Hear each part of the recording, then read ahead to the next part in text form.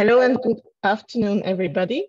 Welcome to this session of the European Committee of the Regions Digital Masterclasses, Living in a Digital Society, What's Next for Cities and Regions.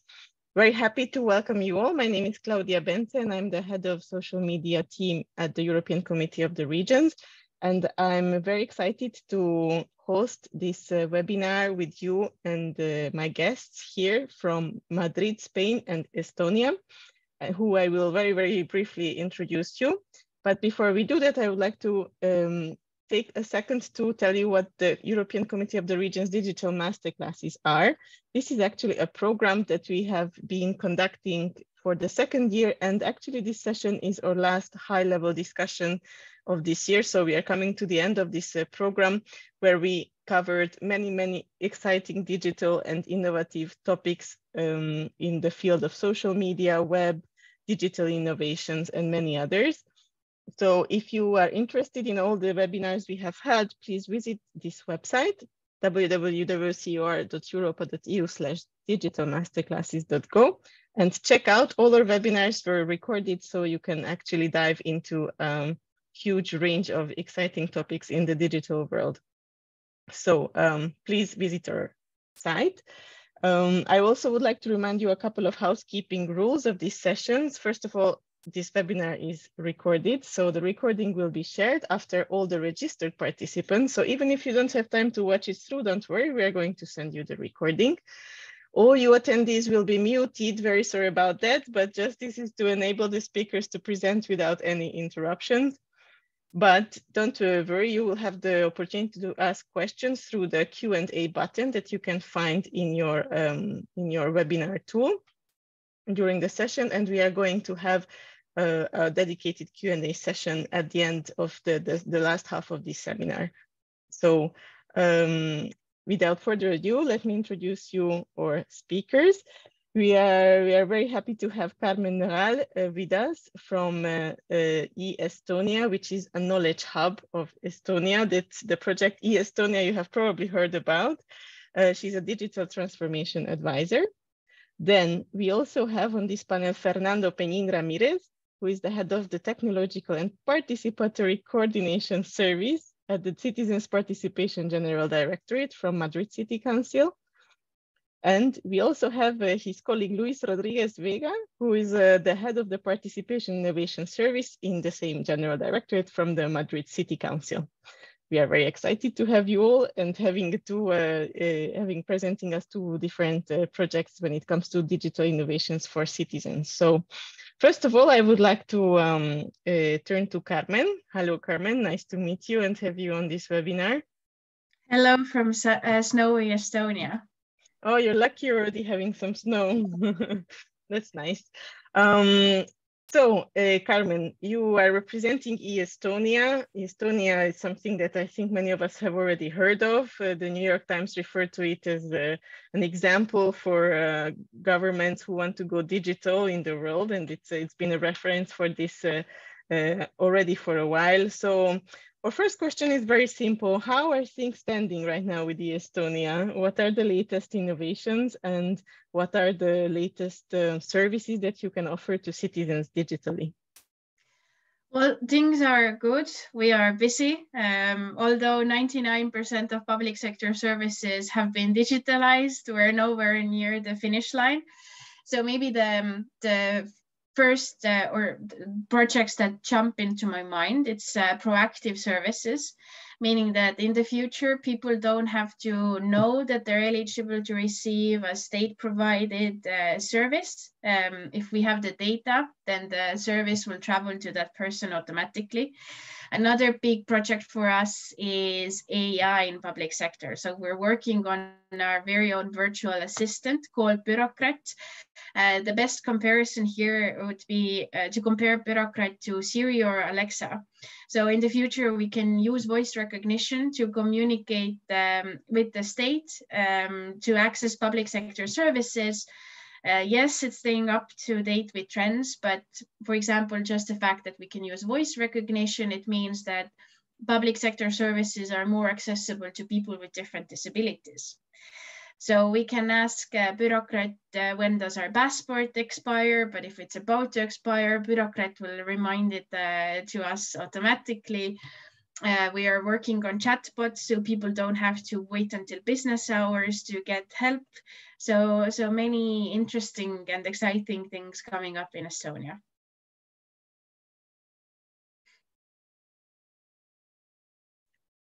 Thank you very much.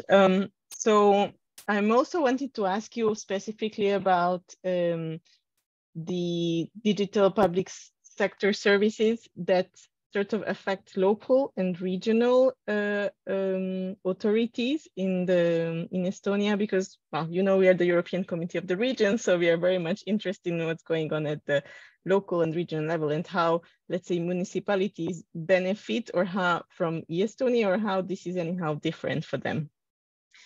I think that the way we've built up our digital society is that doesn't matter if we're talking about local municipalities or the state level, everybody can benefit equally.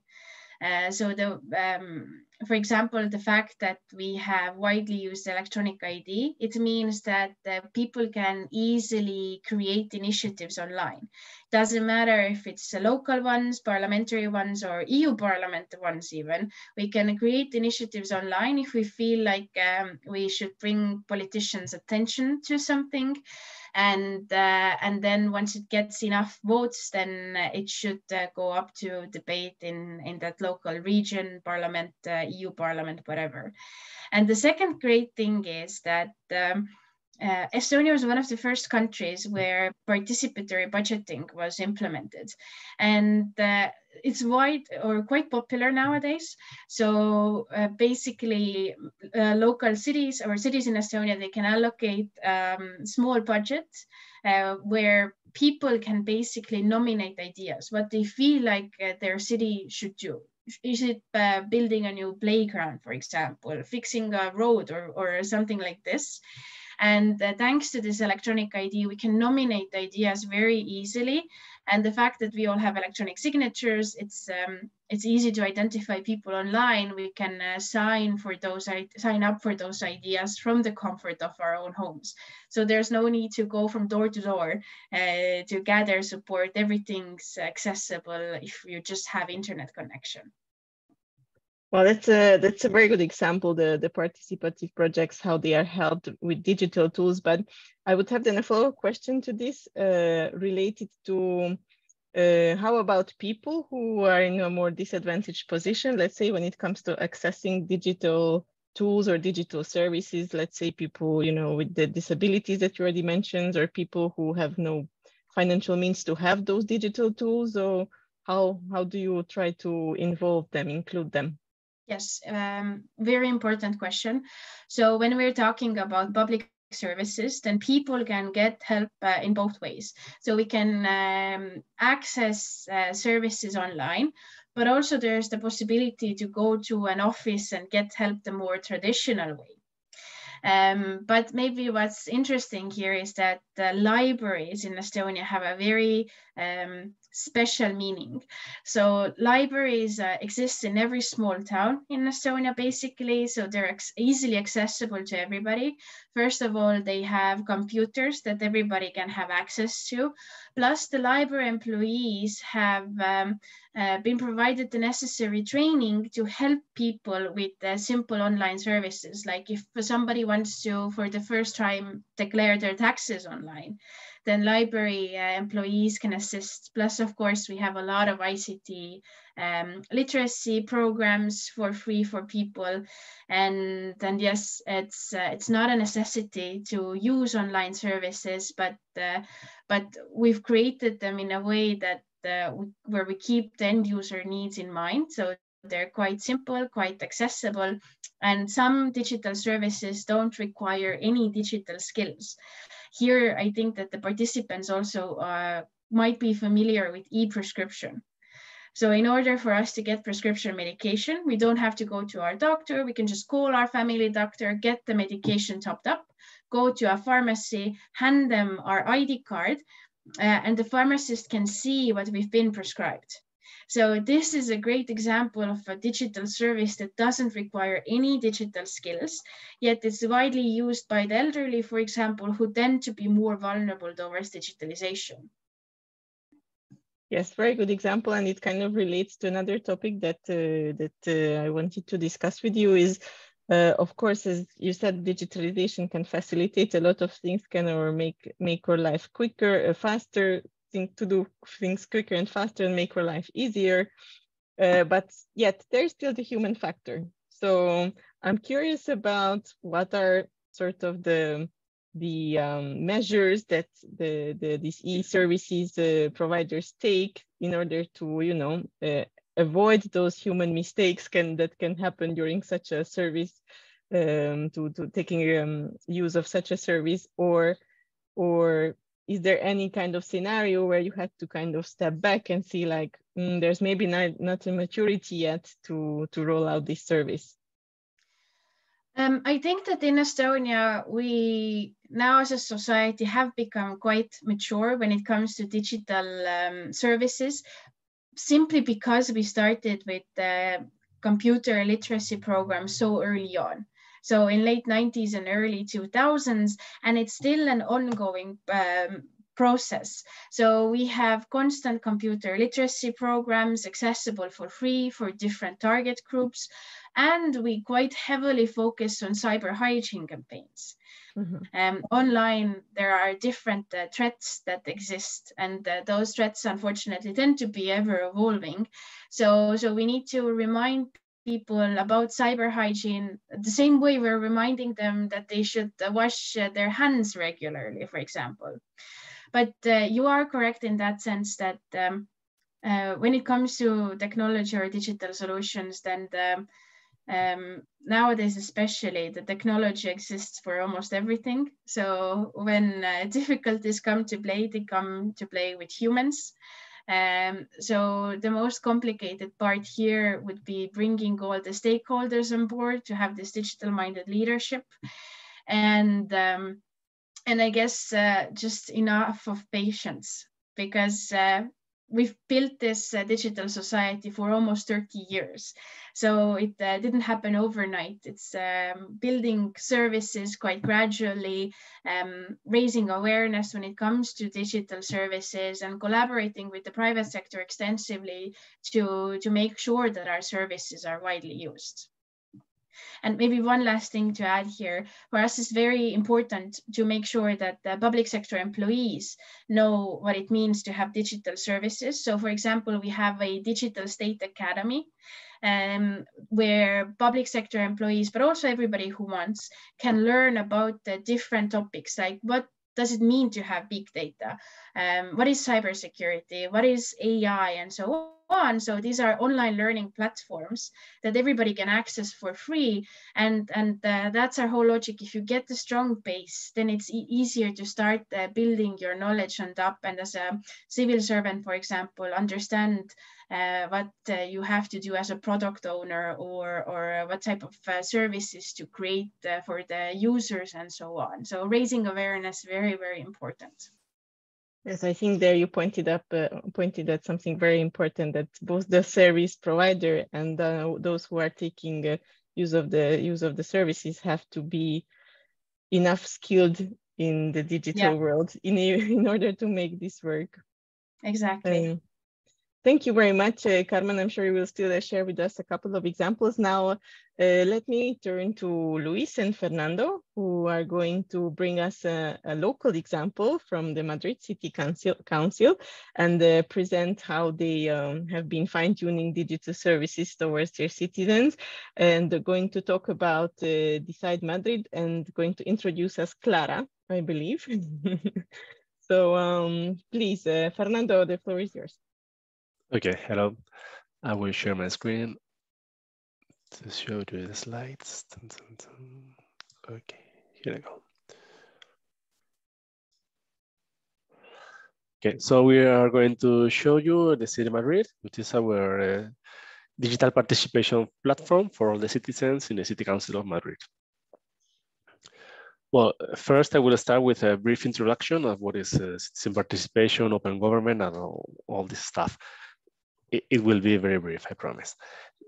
Open government is the definition, well, the objective of open government is to collaborate in the creation and improvement of public services and in the strengthening of transparency and accountability. It has three basic pillars: transparency, collaboration, and participation. One of these pillars is the citizen participation, of course, which is what all our digital platform is about. The citizen participation is the process of sharing decisions which affect one's own life and the community in which one lives. So where I live, where I work, where my mother lives, so the parts of the city that interest me most. It is the means by which a democracy is built, and it is a measurement by which democracies must be judged. Citizen participation, the more citizen participation you have, the better is your democracy. It is, and what we always try to explain to everybody and to make them really understand, participation is a fundamental right of citizenship. What we can do in our digital platform? Well, these are the five main areas: debates, proposals, participatory budgeting, voting, and collaborative legislation.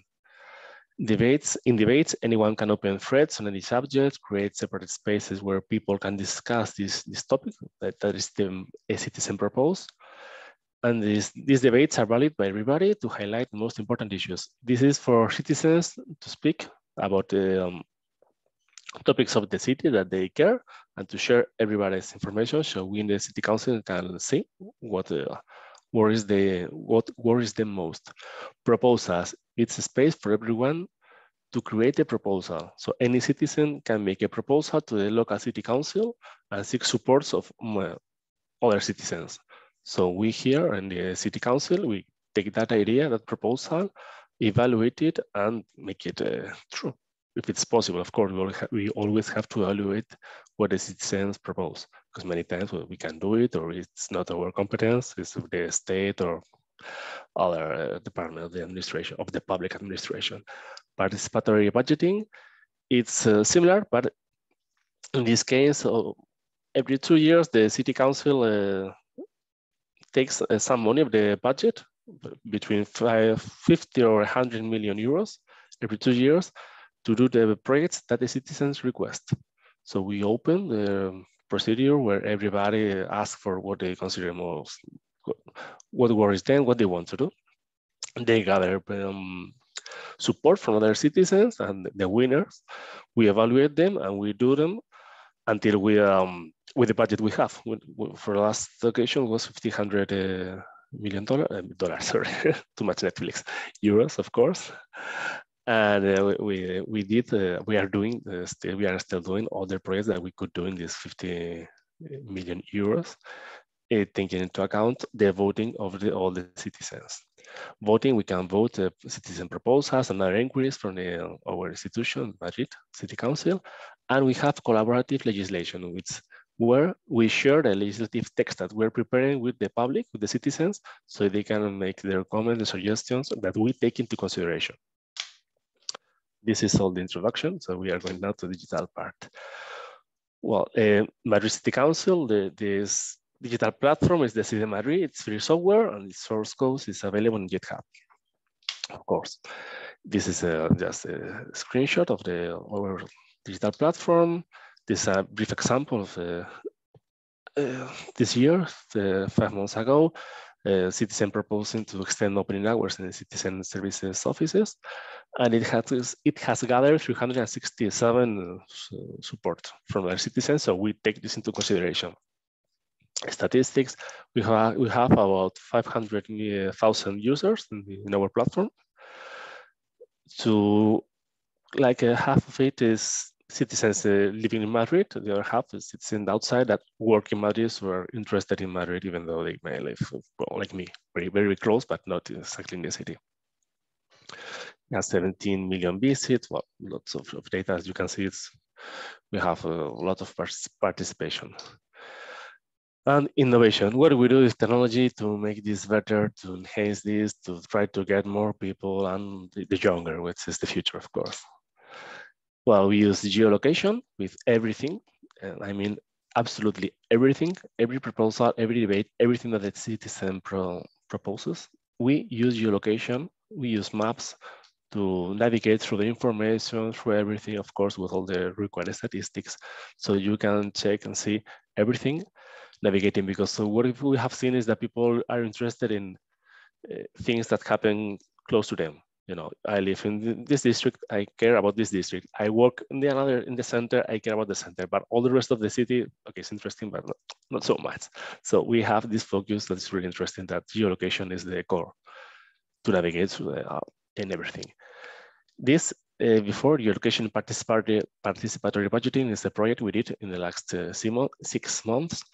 And after checking that this is how important geolocation is, we are doing a new design, putting this geolocation in the center for everything. So I said geolocation is the center of everything. Not yet. We are doing it. And of course, with gamification. This is what we have shown that we can do to improve the digital platform. It's a digital platform for participation, so the scope is a bit narrow. So well, we try to apply new technologies. Luis will tell you later with Clara. Now is the new design, gamification, like any forum on the internet, to give extra points to everybody that contributes and writes. So, yeah. Another bit of digital that we are using is semantic analysis, as we are gathering information for sometimes for 10,000 or 20,000 citizens that are writing what they consider important on our inquiries or on our legislative collaboration. We can read it. I was going to say we can't read it as we can, but to read 20,000 paragraphs of citizens is a bit complicated. It will take a lot of time. It would take a lot of time. So we use this semantic analysis to make these little maps with the main ideas connected between them, so you can, without checking all those 20,000 responses, to get the main topics and how are they related. So it's easier to use this information. Another piece of technology, machine learning, which is not as nice as it seems in the movies. Okay? But the company, the provider says, this is not magic learning. Okay, I thought it was, it could be better. You always have to supervise everything that the machine proposes. This is something we did not expect. I guess we had watched too much TV. We thought this would be better, but it will be someday. So we have this algorithm that's running every day. And we have, I didn't tell you, we have information from 2015. So we have lots of information we haven't been able to process. So we are using this algorithm to classify everything we have, everything that the citizen has told or proposed that in the last 7 years.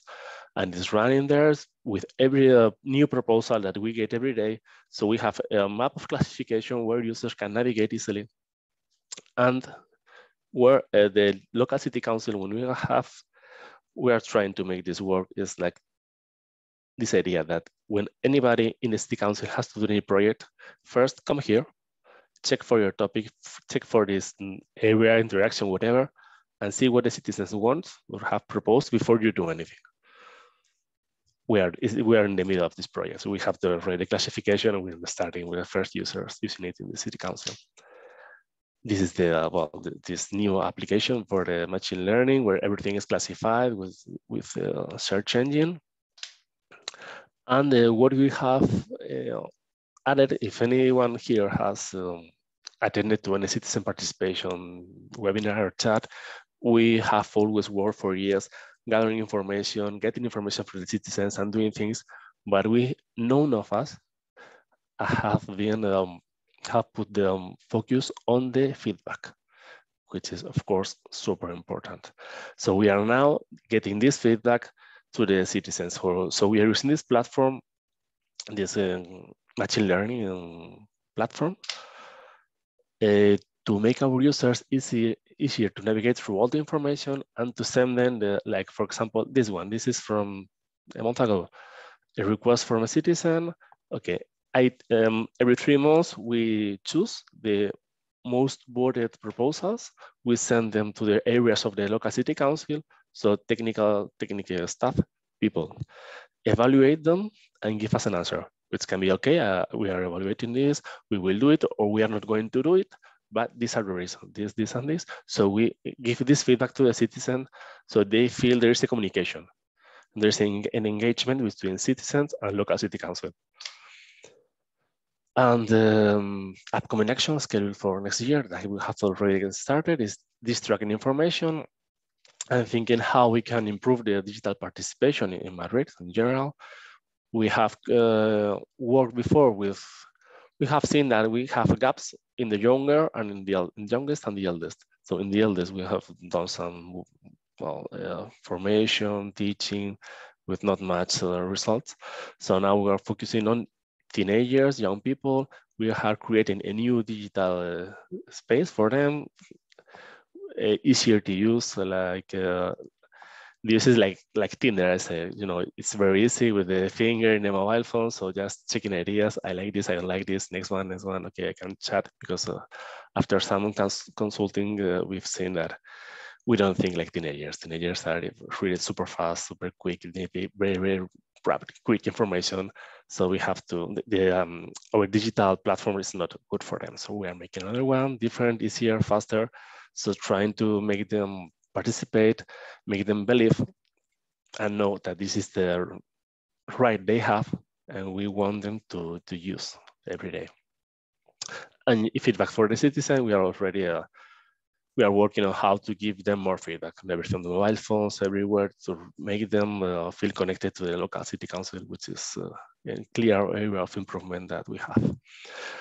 And after that, I give the word to my colleague Luis, that will tell you next other projects we have. Thank you very much, Fernando. And indeed, the floor is now to Luis. And then after that, we are going to come back to the questions, because I'm pretty sure a lot of people have some questions. I definitely have a few questions to you. Thank you, Claudia. And first of all, thanks to you and all the CoR team for inviting us here today, because it's our first time here. So we are like of breaking the ice. And I hope we do well, and you invite us to the following classes next season. So thanks again. And well, my presentation, I will share some slides. I ran out of time. Please, Claudia, let me know, so we don't bore the audience. But okay, I will share the slides now.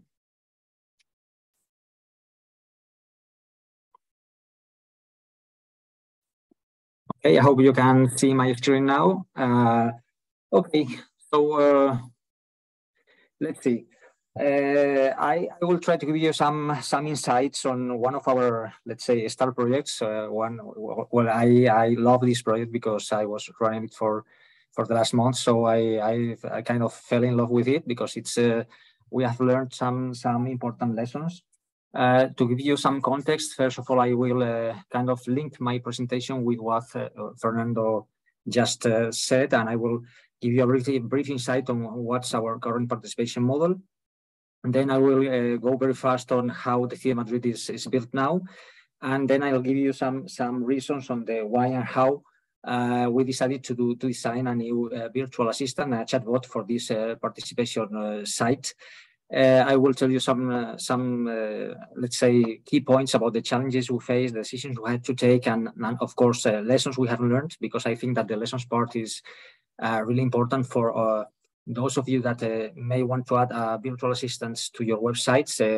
I mean, it doesn't matter if they are specific for participation or for citizen services or whatever, but there are I think some lessons that can be exported. So I will go a little bit deeper into that if we have time, and then some conclusions. So to start with, Madrid is a very large city. We are about 3.6 or 3.7 million, because we went down citizens in Madrid without counting the metropolitan area. So of course we have quite a complex environment for citizen participation, which has both online, digital and physical components. It means we have a platform, as Fernando introduced, and we also go to the people to do sessions and training and all that to try with, again, this engagement component, which is for us, it's really important. And maybe we can talk about engagement later on during the Q&A session. There are many, I mean, the Madrid City Council is a really, really complex organization. So there are many areas involved in some of the initiatives. Sometimes it's like 5 or 6 different competent areas who have to say something about these initiatives. And the online participation is down in the City of Madrid. And we have like at least five different participation mechanisms, which Fernando introduced. In some of them, the initiative comes from the people, and in some of them is the council that takes the initiative and asks something. For instance, when we have a new internal law at the local level, we may ask or tend to ask citizens for the views on that before approving the modification. Okay, this is the City of Madrid. These are our data. That's more, as Fernando said, about 500,000 users registered. Some of them, half of them are verified. It means they are reside in Madrid, and they have a full level of participation. And some of them are unverified, and they have a basic level of participation. So we kind of have those two types of users. Something that was exciting for us like a month ago is that Madrid, as the city council as a whole, we have several sites for participation, citizen services, open data, and all that. The full pack, we got a very good score mark in the low C index, which is carried by the United Nations in this e-participation and engagement component. So we are really happy. Our managers, our politicians are really happy. So we are happy too, because I mean, for us it was really important to get an independent evaluation of that and see that at least we are doing things on the right track.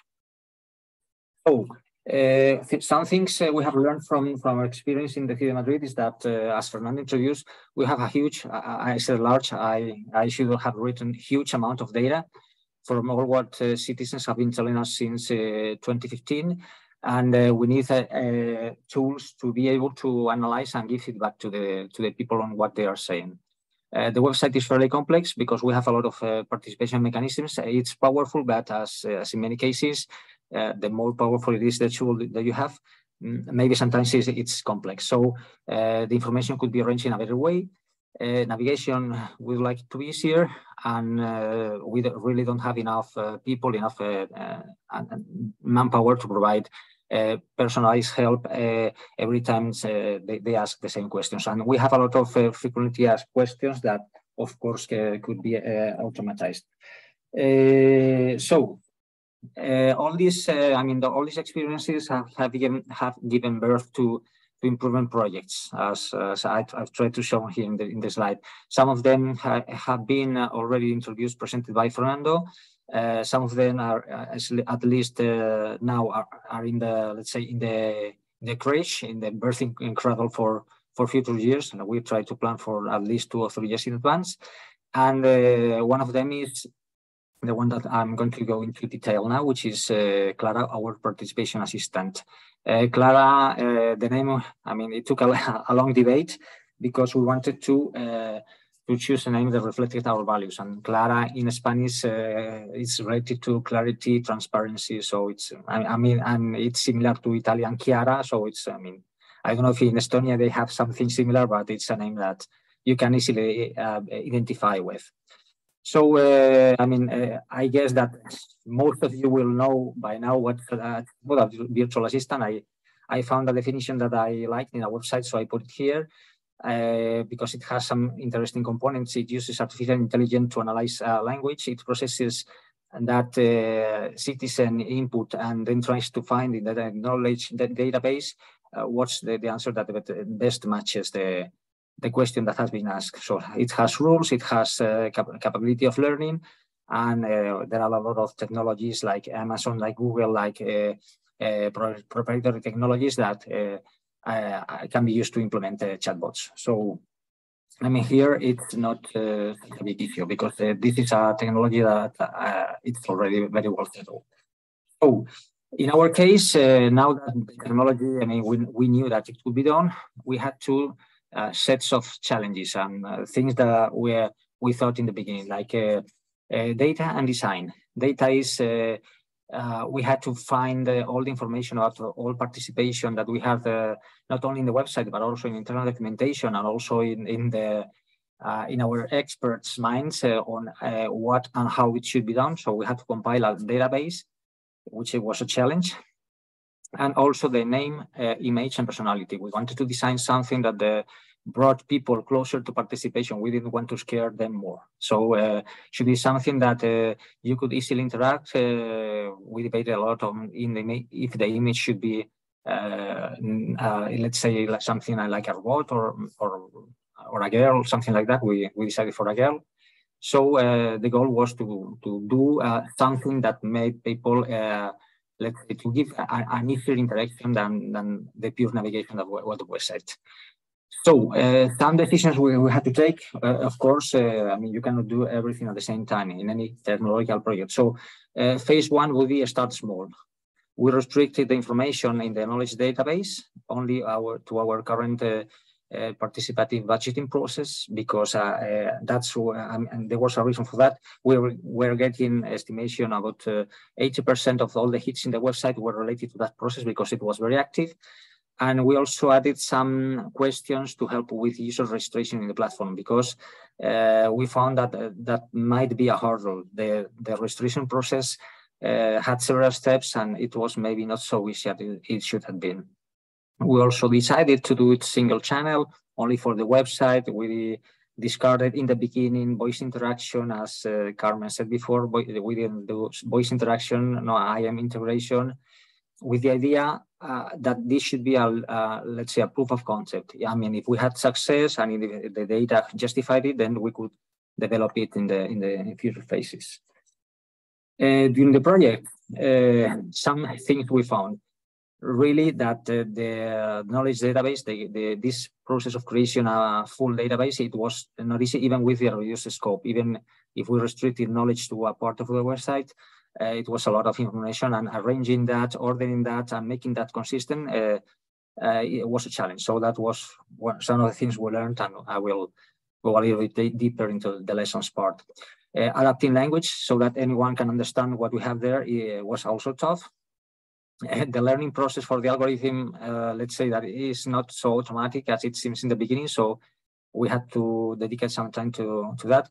Our dates were really tight, because the process started September 2021, and the chatbot went live in the 1st of November. So we actually didn't get in time for the first phase.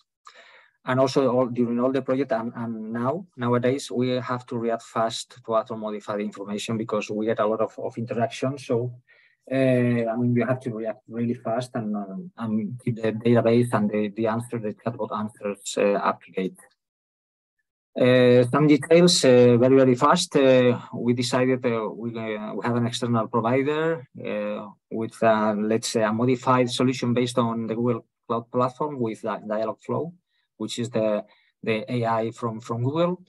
They had developed a very interesting tool, which is a dashboard, web browser dashboard, in which my team and myself, with little experience, were able to do all the monitoring and corrections on the fly, and it was really easy.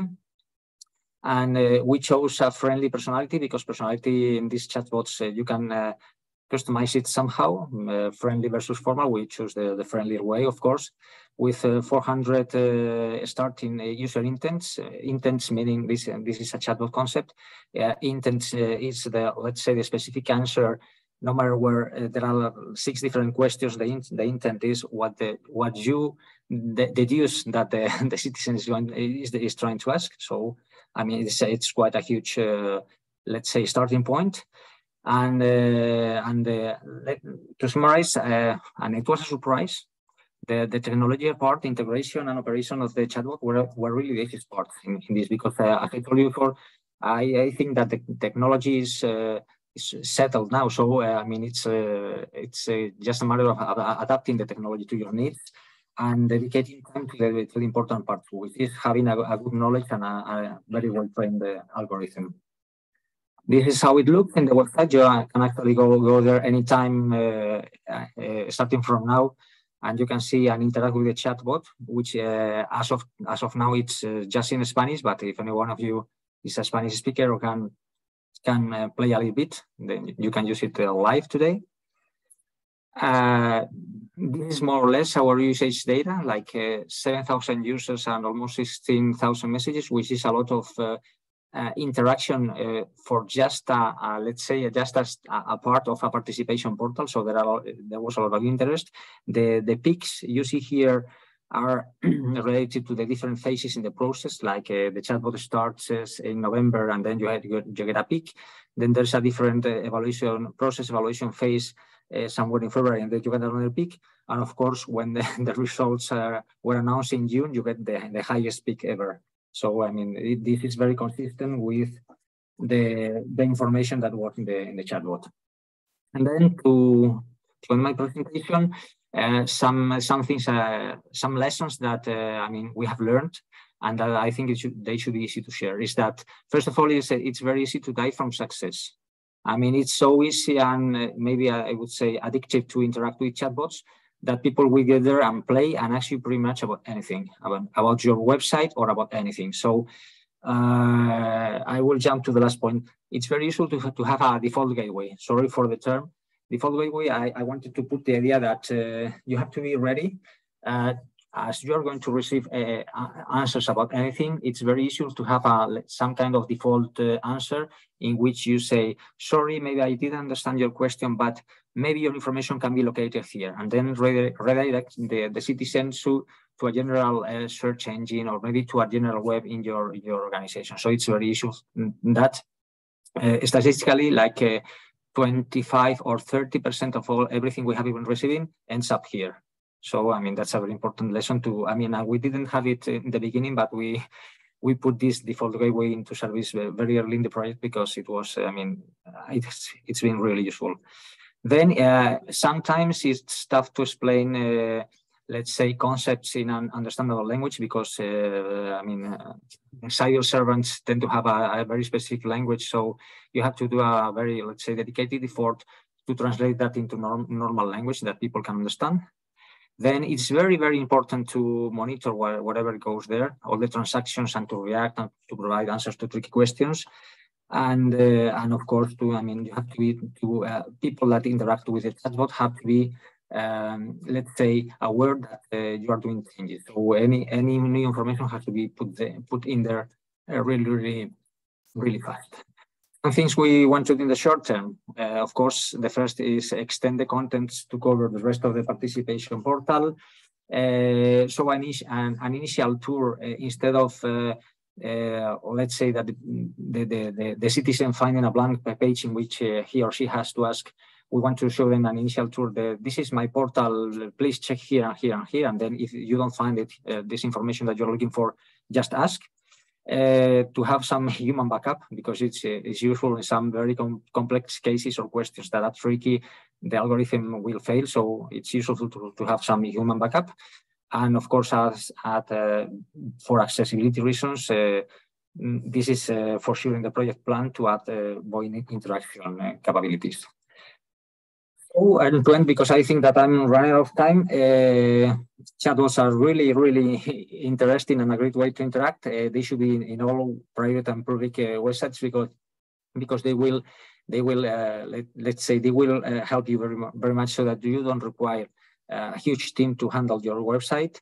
You will get a lot of questions, so be ready for that.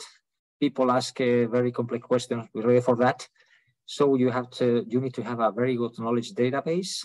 You need to be very, very quick in asking to questions and introducing the information. And of course, you have to avoid frustration. I mean, the tool has to be able to help, and you have to avoid frustration. And that means giving the information fast, or if not, pointing them to possibly other sites in which they can find whatever they are looking for.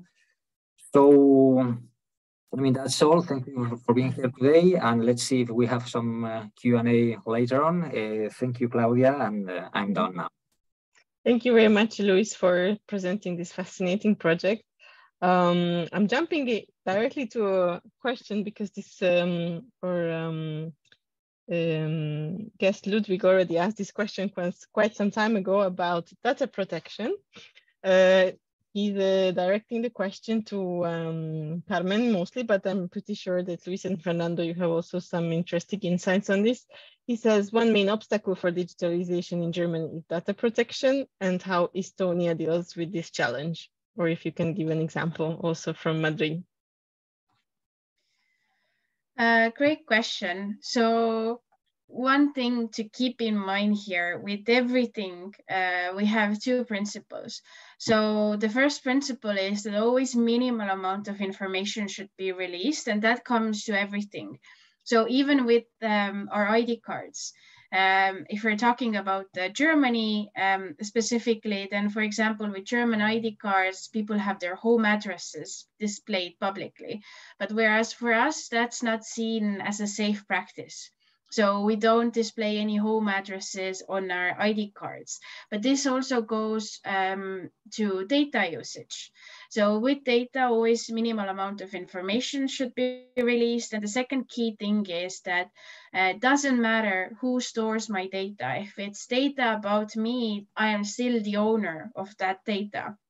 So, and basically that's what the GDPR also implements. So I would say that in many ways, Estonia was GDPR compliant before GDPR got implemented. And this also means that we're together, the Estonia and Germany, we're basically operating under a similar umbrella. And having digital solutions actually can mean a lot more privacy and transparency. One thing that thanks to the digitalization we have eliminated in Estonia is the issue of data silos. So we have this very extensive interoperability, and this means that actually Estonia stores less data about residents here than countries not so well digitalized.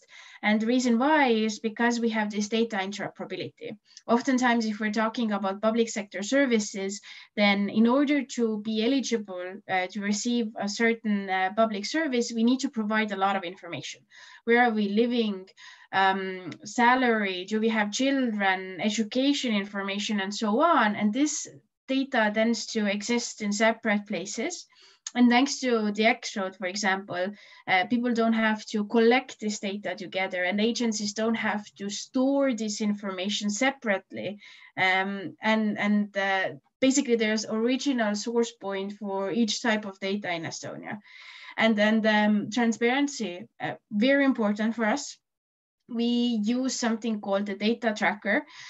Basically, right now, with the most important registers, I can see who has looked at my personal data within the 6 months period.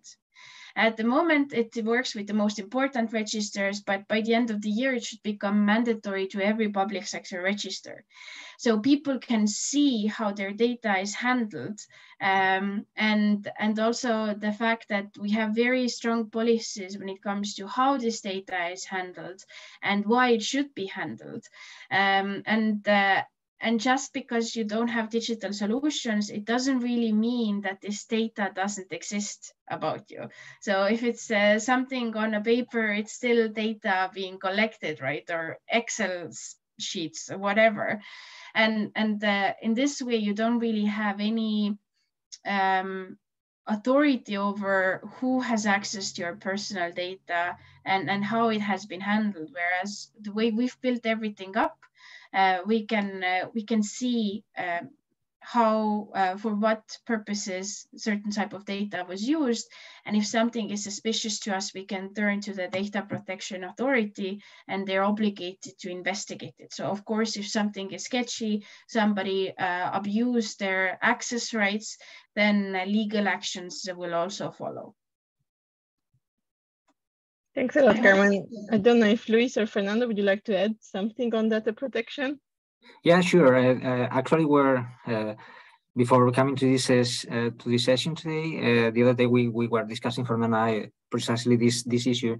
At least in the Madrid City Council, what we have is that we have a dedicated local data protection office, which means, I mean, any new project that the council does, whether it be a new digital service or any contract for anything, has to undergo a data protection review. So it means, I mean, you're going to be reviewed. I mean, it's sometimes it's a real pain in the ass, but it's very necessary. I mean, anything that you know, because you maybe you don't have the knowledge or the perspective to realize that whatever you're going to do, this new or service or contract you're going to write down has data protection, affection. So you're going to be reviewed by an expert to guarantee that any new thing that we are doing is, it's data protection compliant.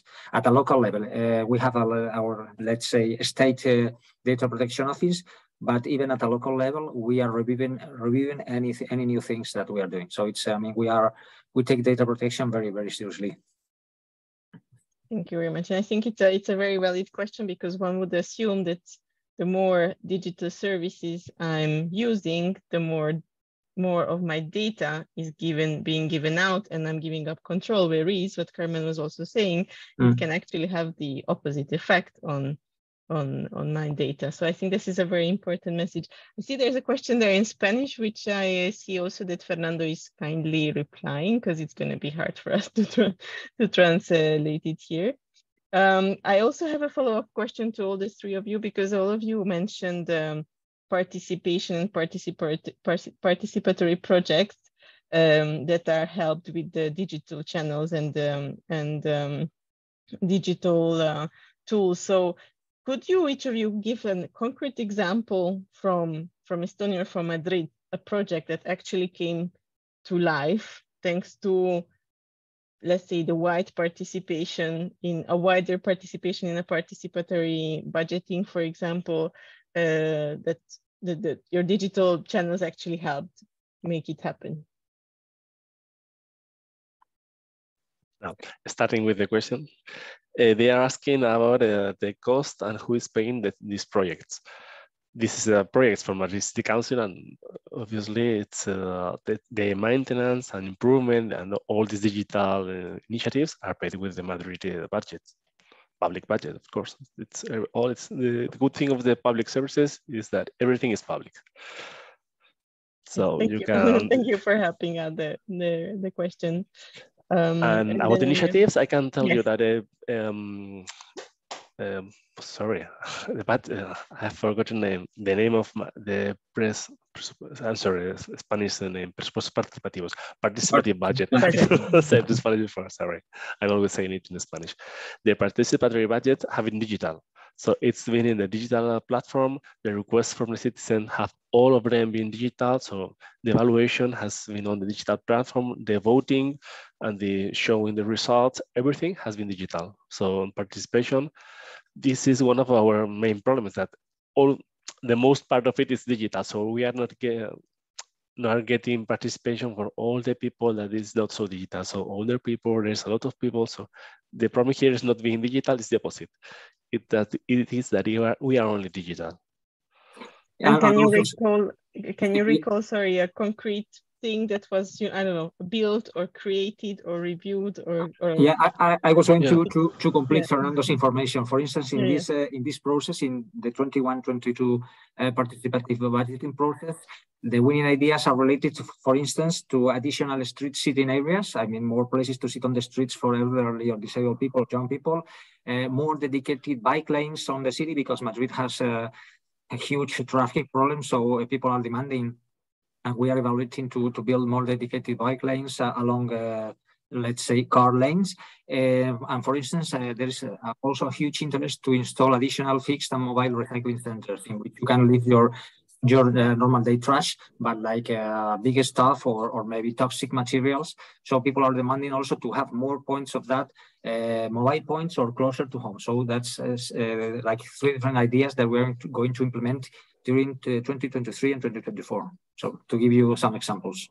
Yes, thank you very much, Carmen. You know, I am embarrassed to admit I don't have any concrete examples right now from the top of my head, but I would like to share a link with everybody. So right now, the dial-in is active, is in the process of doing the participatory budgeting. So people have submitted their ideas, and until 4th of December, they can, people in dial-in can vote 2 times on the ideas that they would like. And after 4th of December ends, then it becomes more clear when and what type of projects will be implemented. So Claudia, I sent a link to you, so maybe you can share it with everybody else. And there they have more information in English as well about the budgeting side. So Tallinn is separated in the regions, so it also depends on how many people live in different regions. And hopefully you can see the ideas and there are explanations how the transparency is provided and so on. So currently, yes, Capital is in the process of voting for the best ideas. Good, thank you very much, Carmen. We are going to share it in the chat with the audience.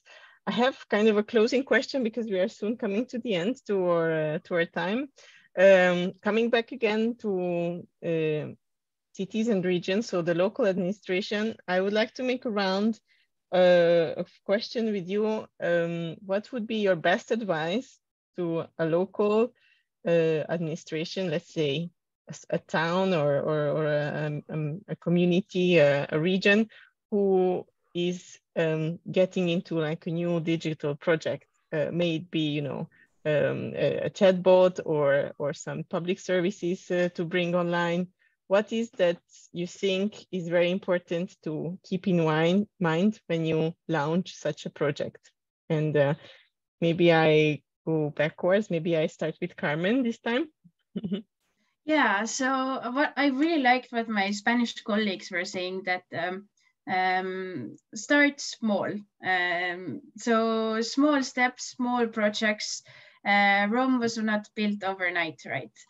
But another thing to keep in mind here is that, and oftentimes that's easy to forget in the public sector, because we tend to hold monopoly on services. So that means that we don't really have any competition, and there's no need to really focus on the user centricity and the user friendliness. So that's something I really recommend. Don't just create digital services. Transform your services digitally. So think how you're going to improve them through this digital process, but also keep the end user needs in mind. So the design has to be simple. The design preferably should be similar with other public portals. And last but not least, the language use has to be incredibly simple, because if I go to a public sector office, I will have employees telling me there what to sign and where, but at home, this luxury does not exist. So it means that if I'm reading something, I have to understand what should be my next steps. Thank you. Thank you very much, Carmen. Luis or Fernando, one of you? Yeah, we can. We were actually debating who's going to talk, because I mean, actually, Fernando and I, we share some common background, and actually we've been part of the Madrid centralized digital office that provides services for the whole country. So we have a lot of things to say, but the advice would be, it's not enough to have the budget or the people or the technology. You have to design everything hand to hand with your users. You need to have a really good, let's say, customer service unit, because every new project that you're going to do is going to be done for someone, for the citizens or for one of your units. So you need to be able to design that from the beginning, along with the people that are going to be your users. Because if not, I mean, you're going to fail. And we have seen some let's say, not very nice failures and crashes in projects that were not designed this way. So design from the beginning, transform your services, and most of all, do it along with your customers, whether it be your citizens or internal users in the organization. So, I mean, that will be our advice. It's not enough to put money on people. You have to be very, very close to your people too. Thank you. That's advice. Thank you very much for these great pieces of advice from both of you. And with that, we are unfortunately coming to the end of this webinar, although I'm sure there's so many things that we could have even asked each other, because there were a lot of very exciting topics mentioned in your presentation. So I would like to, with that, thank you very much, Carmen, Luis, and Fernando, for joining us for this webinar. It was really a pleasure to have you on this panel. And I also hope that we are going to meet in further occasions in discussing these topics, because the European Committee of the Region is very committed to help get the local and the regional authorities onto the digital path. So thank you very much. for the audience, I would like to then invite you, when we finish this webinar, you have the opportunity to evaluate the session. So please don't miss to do that. And just a reminder again that this session has been recorded. So you are going to be able to rewatch it, or also those who had to leave in the meantime could watch the parts that they couldn't. And we are going to take this online to our website. So it will be public for everybody to share the link and multiply it. So again, thank you very much. And I'm wishing you a nice evening in Madrid and in Estonia. Thank you. Bye. Same. Thank you. Bye-bye. Bye-bye.